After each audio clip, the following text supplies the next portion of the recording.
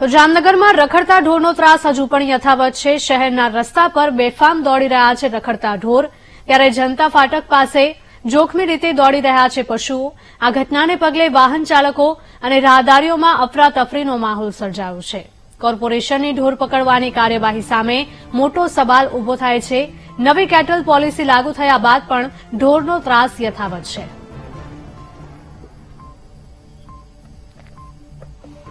જામનગરના આ દ્રશ્યો છે। જામનગરમાં રખડતા ઢોરનો ત્રાસ યથાવત જોવા મળ્યો છે। શહેરના રસ્તા પર દોડી રહ્યા છે રખડતા ઢોર। જનતા ફાટક પાસેના દ્રશ્યો કે જ્યાં જોખમી રીતે દોડી રહ્યા છે પશુઓ। આ ઘટનાને પગલે વાહન ચાલકો અને રાહદારીઓમાં અફરાતફરી મચી ગઈ હતી। સંવાદદાતા હિરેન જોડાયા છે ફોન લાઈન પર। હિરેન, જણાવશો કે જામનગરમાં પરિસ્થિતિ ઠેરની ઠેર રહી છે, કારણ કે અહીંયા હજુ પણ રખડતા ઢોરનો ત્રાસ જોવા મળી રહ્યો છે।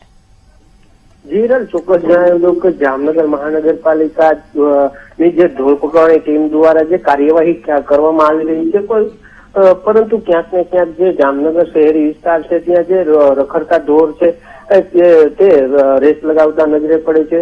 આ જે ઘટના છે તે લાલપુર ચોકડીની આસપાસની ઘટના છે કે જ્યાં જે આ રખડતા પશુ છે તે રોડ વચ્ચે રેસ લગાવતા નજરે પડ્યા હતા। જોકે જે વાહન ચાલકો હતા તેમને આ જે આ દ્રશ્યો કેમેરામાં કેદ કર્યા હતા। પરંતુ બીજી તરફ વાત કરીએ તો નગરપાલિકા દ્વારા એવું પણ કહેવામાં આવી રહ્યું છે કે છેલ્લા એક માસમાં 1000થી પણ વધુ જે રખડતા પશુ છે તે પકડવામાં આવ્યા છે, પરંતુ ક્યાંક ને ક્યાંક એ પણ જોવા મળી રહ્યું છે કે જે રખડતા પશુ છે તેની જે હાલાકી છે તે ઠેરની ઠેર જ જોવા મળી રહી છે। જી હિરલ। જી બિલકુલ હિરેન, આભાર।